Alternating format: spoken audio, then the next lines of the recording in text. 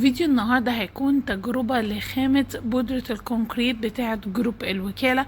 والفيديو النهاردة برعاية جروب الوكالة. طبعا جايلنا البودرة دي هدية من عندهم، وقررنا ان احنا نجربها مع بعض ونشوف النتيجة عاملة ازاي. هنشوف النسب وهنشوف الاوزان وازاي نطلع الخامة دي مظبوط، ازاي نقدر نلونها. هنحتاج معانا ميزان، طبعا ميزان مشلفط من الريزن، استحمله بقى معايا. وزي ما انتوا شايفين معايا بعض القوالب السيليكون، وكمان معايا الوان. والالوان دي يا جماعه بتتباع عند محلات البويه العاديه. دي انا كنت جايباها ب5 جنيه او 7 جنيه من مصر. اي محلات بويه هتلاقوا فيها مركزات الالوان دي. خلاص تمام كده. ومعانا القوارب والكوبايات البلاستيك، والقطعه اللي قدامكم دي بتاعه المطبخ، دي اللي هي بتقطع عليها الخضار وكده. انا عاملاها ان انا اقدر اهز بيها القطعه بتاعتي عشان اتخلص من البابلز، وكل دوت هتشوفوه في خطوات عمل الفيديو. كملوا معايا الفيديو كله وما تسيبوش اي حته عشان تعرفوا كل التفاصيل. طبعا اللي حابب يجيب الخامه دي يا جماعه هتلاقوها في جروب الوكاله، تقدروا تتواصلوا معاهم عن طريق اللينك اللي موجود في الديسكريبشن بوكس عشان تقدروا توصلوا للخامه دي. الخامه دي بالظبط تقريبا هي شبه بودره الرخام، وهي معموله مخصوص للقطع بتاعه الديكور علشان بتطلع قطعه حلوه قوي نظيفه قوي، مش محتاجه صنفره. خامتها مختلفة عن اي حاجة تانية، وده اللي احنا هنجرب ونشوف بنفسنا. طيب النسب بتاعتها ايه؟ علشان مهم جدا تظبطوا النسبة علشان تاخدوا افضل نتيجة ان شاء الله. النسب بتاعتها ايه؟ هي 75 100 ل 75، 100 جرام من البودرة نفسها ل 75 من المية. اللي انا بعمله هنا ان انا كنت بوزن البودره نفسها في كوبايه صغيره، بس لقيت ان الكوبايه صغيره، لا فغيرت وعملت كوبايه كبيره. وزنت معايا 100 جرام من البودره، وبعدين هنا بوزن 75 جرام من الميه علشان خاطر اعرف انا محتاجه قد ايه بالظبط. ما تغيروش النسب دي علشان يطلع معاكم الخليط مظبوط وما يتكسرش وما يبصش منكم. خلاص هنا كان 76، انا حتى نقصت الملي دي وظبطتها على 75 تاني عشان التزم بكل اللي اتقال. طب بنبدا ازاي؟ بحط البودره نفسها هي اللي على الميه، مش العكس. ركزوا في حاجه زي دي. ومش بدلقها مره واحده، لا انا بفضل ارشها كده على الميه. هتلاقوا الميه شايفين بتبل الجزيئات دي، والجزيئات بتغطس لتحت. احط تاني وهكذا لغايه ما الاقي ان الميه بلعت كده او يعني امتصت كل البودرة. ففي الحالة دي انا خلاص اديت فرصة للجزيئات انها تتبل كويس. ابدأ بقى ان انا اقلبها. خدوا بالكم من حاجة، لازم تقلبوا بسرعة، ما تستنوش كتير، لان ده طبعا ممكن يتقل وينشف ويضيع منكم على الفاضي. خلاص مهم كمان تبقوا لابسين جلافز علشان تحافظوا على ايديكم. في الاخر دي مواد كيميائية، فالمفروض ان احنا نحافظ على ايدينا من اي حاجة. وكمان تقدروا تخلوا اطفالكم يساعدوكم في حاجة زي دي. هم انا ولادي كانوا قاعدين هتشوفوا ايديهم، بس هم ما عملوش حاجه الصراحه، يعني انا قلت اجرب اول تجربه مع نفسي. طيب جبت الالوان وانا قررت اعمل تاثير رخامي. فمهم جدا جدا ان انتوا ترجوا الالوان دي كويس قوي عشان ما يكونش في الوان مترسبه تحت. وبخله كده جبت قصتها من اللون ورحت مقلبه. وخلاص هبدأ اصب في القوالب السيليكون بتاعتي. انا هنا لو تلاحظوا ان الغطا نزل فيه اكتر ابيض، فانا هنزله تاني بعد كده، بس مش قدامكم يعني. هنزله تاني وابدا اخلط فيه سنه موف واروح حاطاه تاني علشان يتخلط شويه باللون. قبل ما نعمل اي حاجه ونبعد عن دول لازم نهز القطعه اللي قدامكم دي علشان البابلز. لازم يا جماعه تتخلصوا من البابلز. انا ما تخلصتش منها للاخر، وده هتشوفوا نتيجته كانت عامله ازاي. انما انتوا لازم تتخلصوا من البابلز بالهزه دي. تخلصوا من البابلز، او كمان ممكن تستخدموا توش وتروحوا ماشيين على سطح القطعه، لو في بابلز هتروح معاكم. خلاص انا هنا خلطت كمية تانية، بس بنتي اللي كانت بتقلب. خلطت كمية تانية علشان اعمل الكوستر، لان كان كمية خلصت. خلاص وجبت اللون برضو رجيته. بس انتوا لو هتلاحظوا انا هنا هزود شوية في اللون علشان انا مش عايزة الكوستر يطلع ابيض. خلاص. فعشان كده زودت شويه، وهحاول ان انا اقلبه بحيث ان يديني التأثير بتاع الرخامي. فالتأثير الرخامي انتوا تقدروا تتحكموا فيه حسب كمية اللون اللي هتحطوها. طبعا التلوين يا جماعة بالالوان المركزة ده هو افضل نتيجة بجد.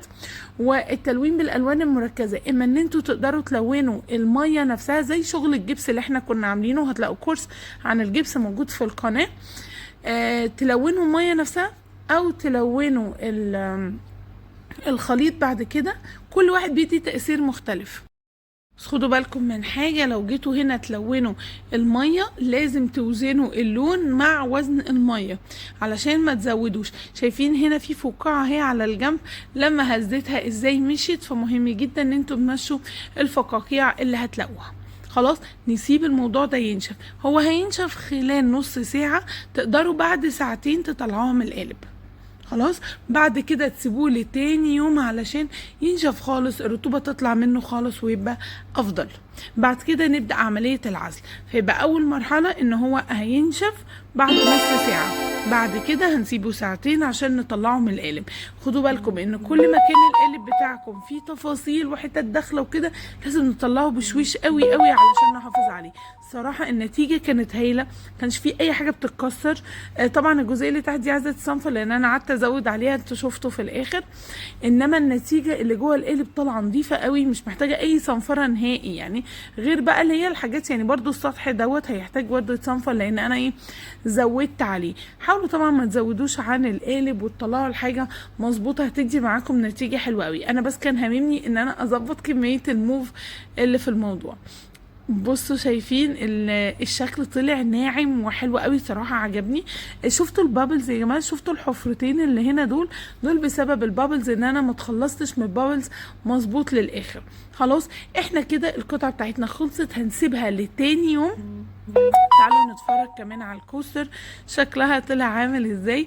انا في الاول حسيت انه ايه ده، لا مش زي من عزة، بس لا لما حطيتهم على بعض الصراحه حسيتها جميله. طبعا تقدروا تستخدموا الظهر او الوش، بس انا هستخدم لا الناحيه دي، وحسيتها الصراحه شكلها حلو قوي. ده هنا بعد ما مر يوم. عايزين بقى نشوف ايه اللي عايز يتصنفر، ايه اللي عايز يحصل فيه اي تغيير علشان نبدا ان احنا نعزل القطعه بتاعتنا ونحافظ عليها. خلاص فانا لقيت ان اللي هي الوشوش اللي كانت طالعه من القالب هي دي اللي عايزه تتصنفر. طيب انا هجيب طبق فيه حبة مية، وهجيب ممكن تقدروا تصنفروا بالسفنجة بتاعت الصنفرة وكلمتكم عنها قبل كده في الكورس بتاع الجبس، او ان انتوا تصنفروا بورقة الصنفرة العادية اللي موجودة في المحلات برضو البوية هتلاقوا عندهم.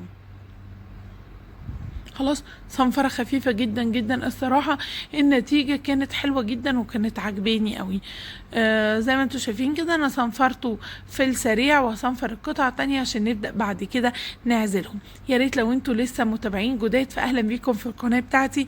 يا رب يكون الفيديو ده عجبكم، وان شاء الله تنضموا للقناة، هتلاقوا فيها حاجات كتير قوي عن الريزن وعن الاستئصال الحراري وعن الجبس وعن الكونكريت، وقريب جدا جدا عن الشمع ان شاء الله.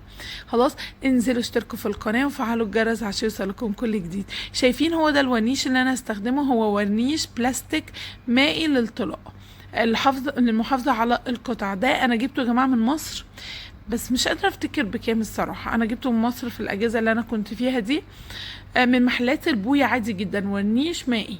خلاص انا رفعت القطعه بتاعتي بس عشان اعرف المعهم.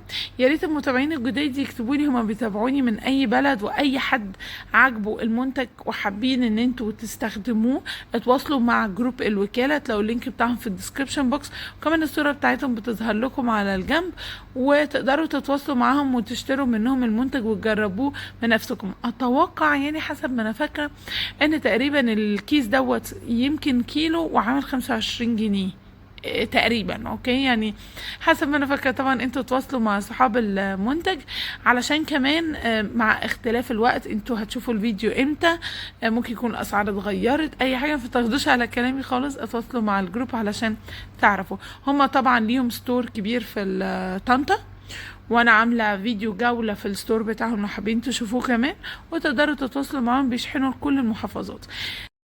تقدروا تحطوا الورنيش ده بفرشة، بسفنجة، حتى بايديكم بالجلافز كده. شوفوا الطريقه اللي تعجبكم، وزعوا بيها الورنيش على السطح، واعملوا 3 طبقات. يعني اعملوا طبقه سيبوها تنشف خالص خالص، وبعد كده تروحوا عاملين الطبقه الثانيه تنشف، تروحوا عاملين الطبقه الثالثه.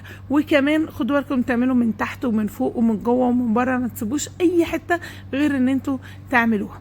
خلاص وقع مني القطعه بس الحمد لله ما حصلهاش حاجه، ورجعت اكمل تاني زي ما انتوا شايفين. بعد كده هسيبهم ينشفوا علشان في الاخر نشوف النتيجه بتاعتها طلعت عامله ازاي، ويا ترى الشكل عامل ازاي.